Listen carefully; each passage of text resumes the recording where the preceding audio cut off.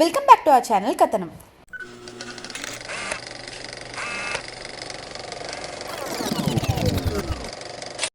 ఈరోజు కథనంలో మనం రివ్యూ చేయబోయే సినిమా పేరు జాక్. బై ది వే, ఇది నాన్ స్పాయిలర్ రివ్యూ, సో భయపడకండి జనులారా. ముందుగా జనరా చెక్. IMDbలో యాక్షన్ అని ఒకటే ఉంది, మరి యాక్షన్ జనరాని జస్టిఫై చేసిందా మూవీ అంటే ఇట్స్ ఎ నో. స్టోరీ మనం ట్రైలర్లో చూసినట్టే రా డిపార్ట్మెంట్ సిద్ధు ఇంకా 4 టెర్రరిస్ట్ చుట్టూ తిరుగుతుంది.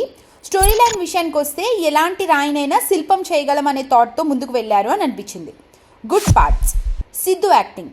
తన ఓజే డిజిటిల్లు క్యారెక్టర్ ట్రైట్స్ని ఈ సినిమాలో కూడా యూజ్ చేశారు అండ్ కొన్ని పోర్షన్స్లో అది బాగా హిట్ అయిందని చెప్పొచ్చు.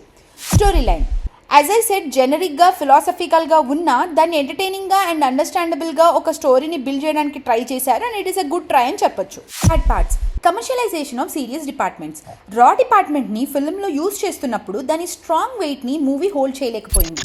ఫన్ అని చెప్పి రా యూనిట్ ఉన్నప్పుడు జోక్స్ కాకుండా రా యూనిటే ఒక కామెడీ అయిపోయినట్టు అనిపించింది. Director jokes, Siddhu DJ Tillu character ట్రేట్స్ని యూజ్ చేసి ఫన్ జనరేట్ చేద్దామని ట్రై చేసినా అది మిస్ఫైర్ అయ్యి రా డిపార్ట్మెంటే చాలా లైట్ అన్నట్టు చూపించినట్టు అనిపించింది. Heroine utilization. ఇది మనం అన్ని తెలుగు సినిమాల్లో చూసేదే. హీరోయిన్ని ఎప్పుడూ ఐదర్ హీరో లవ్ ఇంట్రెస్ట్ లానో క్రింజ్ అండ్ ఇరిటేటింగ్ క్యారెక్టర్ లానో చూపిస్తారు, which is expected but not from Bommarillu Bhaskar అని నా ఫీలింగ్. బొమ్మరిల్లు, పరుగు, ఆరెంజ్, అంతెందుకు రీసెంట్గా వచ్చిన మోస్ట్ ఎలిజిబుల్ బ్యాచులర్లో కూడా ఈవెన్ దో హీరోయిన్ క్యారెక్టర్ మనల్ని ఇరిటేట్ చేసినా ఆ క్యారెక్టర్ కంటూ ఒక వాల్యూ ఉంటుంది. బట్ ఈ మూవీలో లిటరల్గా హీరోయిన్ ఉన్నా ఉండకపోయినా స్టోరీలో ఎటువంటి ఇంపాక్ట్ ఉండదు. ఇన్ఫ్యాక్ట్ హీరోయిన్తో పని ఫస్ట్ హాఫ్లో అయిపోయినా కూడా heroine second half and even ending వరకు ఉంటుంది. పర్పస్ ఎండ్ అయినా కూడా ఆ క్యారెక్టర్ ఎందుకుందో డైరెక్టర్కే తెలియాలి. కథనం. భయపడకండి, మా ఛానల్ గురించి మళ్ళీ స్టార్ట్ చేయండి.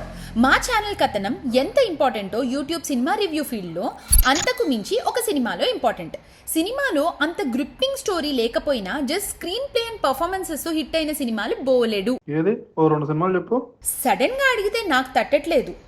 అంత ముఖ్యమైన కథనం ఈ మూవీలో మిస్ అయిందనిపించింది.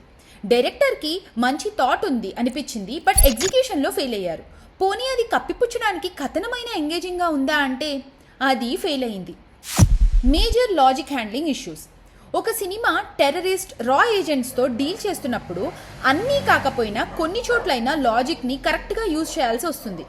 ఎంత డైరెక్టర్ సినిమాటిక్ లిబర్టీ తీసుకున్నా he can't escape from that. As in ఇవి రియాలిటీకి చాలా దగ్గరగా ఉంటాయి అండ్ రియాలిటీ ఎక్కడ ఉన్నా logic has to exist at least in basic forms. ఈ మూవీలో చాలా చోట్ల రా ఏజెంట్స్ని యూజ్ చేసిన విధానం లాజిక్లెస్గా, గట్టిగా మాట్లాడితే రా ఏజెంట్స్ని మాక్ చేస్తున్నట్టు అనిపించింది. ఒక స్టోరీని అనుకున్నప్పుడు, ఒక రియల్గా ఎగ్జిస్ట్ అవుతున్న డిపార్ట్మెంట్ని సినిమాలో చూపిస్తున్నప్పుడు why not do ground work? Why not know how the department actually works?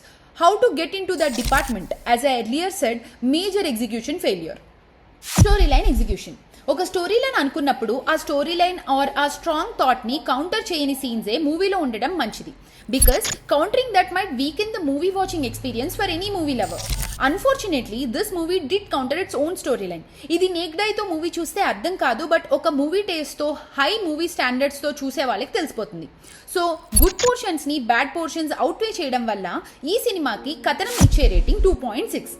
Is it theatre watch అంటే నో అని చెప్తాను. Is it A OTT watch అంటే ఎస్, బికాస్ రిమోట్ మీ చేతుల్లో ఉంటుంది. అన్వాంటెడ్ అండ్ బ్యాడ్ పోర్షన్స్ని స్కిప్ చేసేయండి.